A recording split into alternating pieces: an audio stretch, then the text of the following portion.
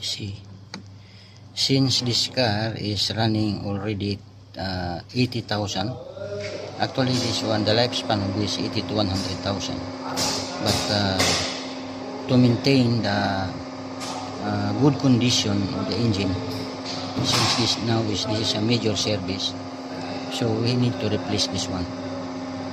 And I remind you again that spark plug for this kind of car, BMW, should be original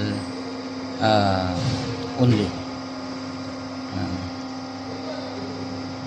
See, and the spark plug should not be must be properly torqued. This one may be around 20 mm, not should not be low.